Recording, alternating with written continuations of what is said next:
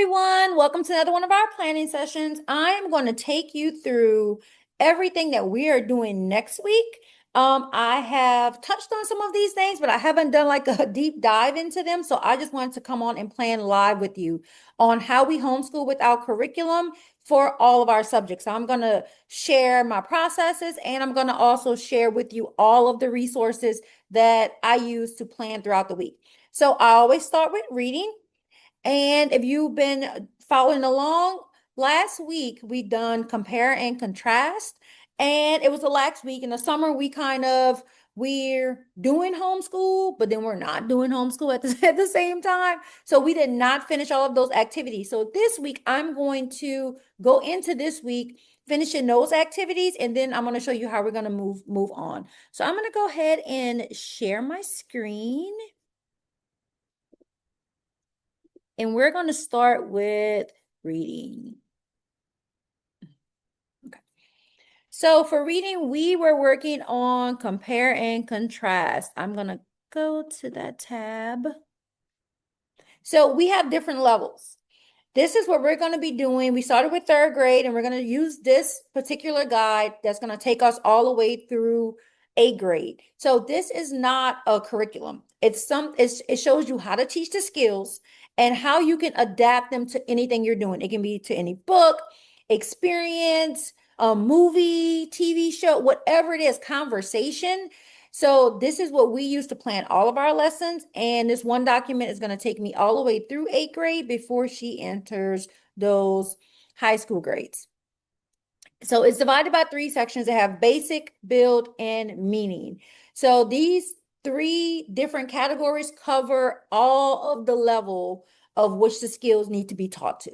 So this week we worked on basic. We were just finding similar and different things between just different things around the house, different movies, different whatever it is that we touched. If you planned with us last week, you got to see some of our activities that we use. But we're going to be moving into the build stage, which is going to build on that. So again, some of our activities were we did the SART cards, we did the Venn diagram walk, we did the family compare game. And this week, now we're going to, instead of just talking about how they're like and how they are similar, we're going to do a deeper dive and comparing how the story showed the same idea differently. So we're going to go beyond the surface level, and we're going to analyze how the authors express similar themes and ideas in unique ways. So we're still staying on compare and contrast. We're not just going to move on. Skills are not taught in isolation. So we are still touching story elements. We're still touching themes, all of the other things that we taught, but the skill that I truly want her to learn is how to compare and contrast all of these different things. And it's not just about talking about how this is alike and how this is different. This is going to help to build her to be a stronger reader by showing her how to connect different relationships and different events and different ideas and stuff like that. So this week we're going to be moving into building on that compare and contrast. We're going to finish off last week and move into this week. And some of the activities we're going to do theme detective. We're going to do real life parallels. We're going to compare, and we're going to create. We're going to be using movies. We're going to be using stories and all of those different things. So in reading, that's what we're going to do. That's the activities. That's the skill we're going to focus on. And then we're going to also do read alouds. I shared with you guys that we are reading the Vanderbeeker series. So we're also going to do read alouds. She went from book 1. Now we're moving into book 2. We actually had to backtrack into book 1 when I started asking, because at first, before I was doing the read alouds, she was just reading on her own. So when I asked her what happened in the book or what's going on, she's only able to tell me like little bits and pieces. So we backtracked to book 1, where I'm reading half of the chapter, she's reading the other half of the chapter, and we are having those detailed discussions because I really want her to be able to comprehend what she is actually reading. So her listening to me read, I am modeling what that looks like. I'm modeling what that sounds like. And I'm stepping in, I'm asking questions connected to the skill that we're working on, but also to other things. So we have our read alouds as well. And that's what we're going to be doing in reading. So now we're going to move on to writing. So our writing connects to whatever we're doing for reading. So I wanted to share with you. Let me go ahead and share my screen on how I created my writing prompt.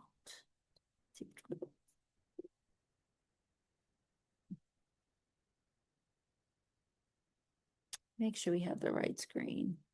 Hold on, let me share again.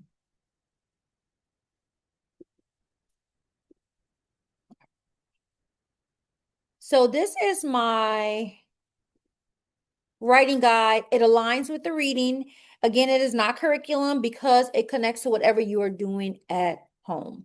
So we are working on compare and contrast, but I want to go through the process on how I built my writing prompt. All right, we start with the skill. Our skill was compare and contrast. This is last week's writing. We talked about it. She was comparing similarities and differences in the movie Matilda and the book The Vanderbeekers. But this week, instead of just saying, how would it compare the settings, or let's compare particular let's see what the prompt was. Both stories are about children facing challenges. So they was comparing the children and their challenges. So instead of just like how they're like and how they're different, this week I built the prompt on what she's currently interested in. And she's watching the TV show, the movie Descendants. Mel and Evie, different choices and different outcomes. So instead of just saying how they're like or her different, we're going to take it a step further. So it says Mel and Evie are both daughters of famous Disney villains, but they are very different in how they think, act, and respond to challenges. Let's compare and contrast Mel and Evie, how they're like, how they're different, and this is the build. How do their differences affect the choices they make throughout the movie? So she's going to use examples and evidence to support her response. So we're building on what we did last week, still comparing and contrasting, and it goes with our lesson that we are doing. So after I teach my reading lesson, she moves into writing and she'll know how to be able to tackle this writing. And we have a process for writing. For writing, she answers the prompt. We revise it on day 2. Then she types it. And we also use it for our grammar fix it. I'm going to show you how we do grammar and how the resource we use to teach that I use to teach her grammar. And then you'll be able to see how she's able to use her writing from that. So writing prompt, we identify the skill for the week, choose your child's experience, connect that experience to the reading skill, and then we write the prompt. And then I give you step by step on how to write the prompt. I know there are some people that's anti-chat GPT and AI and all of those new tools, but the thing about those tools is I don't ask it to do anything. I tell it what I want it to do. And that's the difference on the quality that you're going to get. So if you are somebody and you're going through these steps, and like, I don't want to write the prompt, you can go in and type, give my child a writing prompt for whatever. It's not going to break that prompt down by the level of writing that your child is on. Like, you have to be very specific on what you're telling it to do. So if you are one of those people, you can go ahead and you can just drop the whole guide into the AI, or you can copy and paste that particular whatever that skill is you're working on and the level, and then they can build it for you. So either way it goes, if you're somebody that just want to do it, it only takes me a few minutes to actually build it. Like anything else, the more you start to do it, the better it's going to get. So that's how we build our writing prompts. But I have another solution for you. I also gave an example for every skill on every level. So we're comparing and contrasting settings, themes across the text.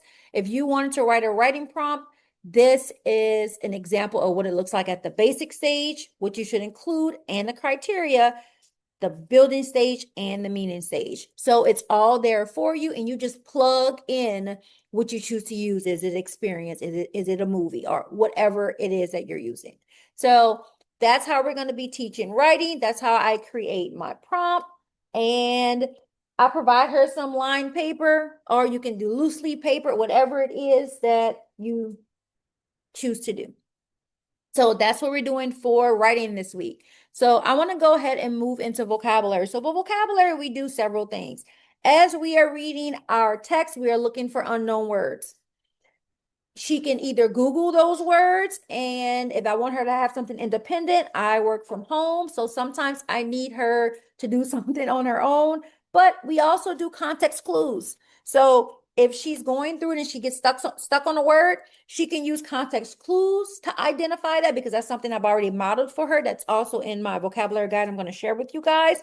Or she can just go ahead and Google the meaning of that word. She usually keeps a list, and then she'll go back later and do that. We also use the 365 words that every kid should know. So the purpose of this particular book is that each word is selected to help them to understand how it's spelled, where it comes from, and what it means. It gives examples. It's like very, very, very detailed. We do not use this for our word work unless it's a word that connects to what I'm actually trying to focus on for the week.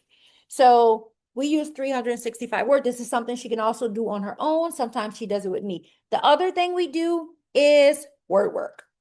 So let me go ahead and share my vocabulary guide to show you how we do word work. I'll have it up. Yes, here it is. Is this it? No, that's not it. I'll just go through it. So this is what we use for word work.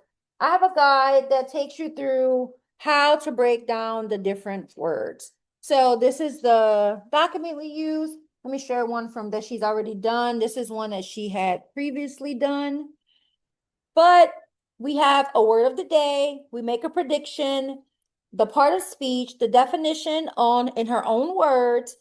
She has a sentence, real life example, word parts, and what do those word parts means, and a synonym and an anonym. So we use this for word work. This is where we are, but it also builds all the way up into if your child is middle school to high school. It builds the guide that I created builds on this. So let me give you an example of what we are doing. So for word work this week, we use the word of the day podcast. And the word for today is blandishment. So she's going to make a prediction. Now I go through this first. The same thing with the writing. You can just drop this into Google or drop it into whatever. So we go first as parents. So I'm not stumbling when she's going through the process, even though she's researching all of this on her own. She's using the computer to look up the definition, use a dictionary if you would like, but I go first.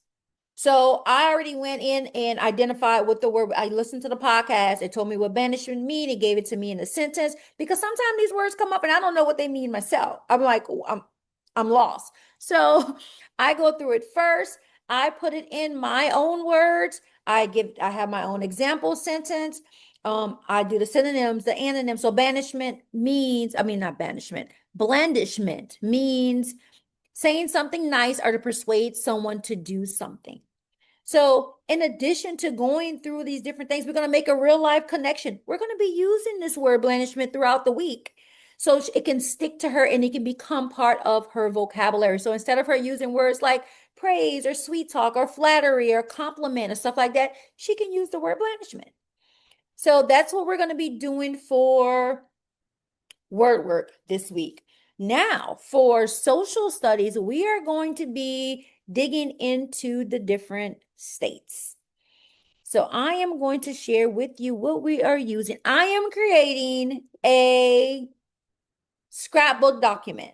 So we are starting with the United States, and we're going to do this, and we're going to break this down into sections. So we're going to start with the Northeast, and our first state we're going to focus on is Connecticut. So I'm in the process of making this a scrapbook that we can use.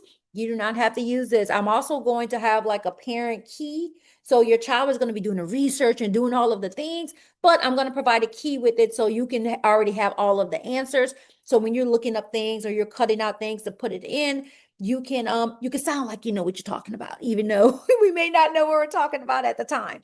So we're going to be doing that for the 50 states. So we're going to be doing several states every week. We're also doing a little traveling this summer. So as we travel this summer, when we get to those particular states, we're gonna be able to actually live out some of these things that we're coming. So that's what we're doing for social studies. For science this week, we are heavy in the garden right now. So if you were with us last time, you know that we started with like the parts of the plant. We're talking about the plant support system. And I'm just going to go through all of the different things in the plants. We're going to watch some videos. We're going to have discussions. But the most important part is we're going to live it out in our own garden. It's going to be very hands-on. And that's what we're going to be doing for science. That's our science unit of study that I am focused on. Now I want to go through some of the other things. So I know I focus on reading and writing and vocabulary a lot. That is my area of expertise. That's the area that I taught. That's the area that I coached in. That's the area I can do it in my sleep. So you hear me talk about that a lot. Math, math is my daughter is strong in math. So do I do things with her, Matt? Yes, we practice by baking. We do things in the kitchen and all the different activities.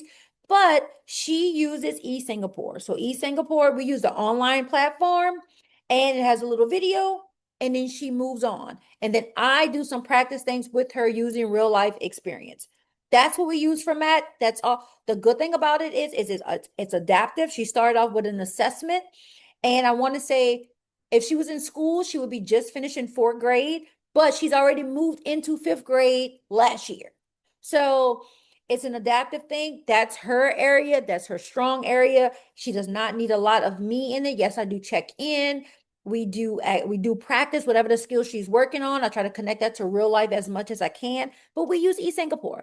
That's what we use for math and for grammar. I'm gonna tag all of this in the what is it called? The comments or in the caption. And for grammar, we use Fix It Grammar.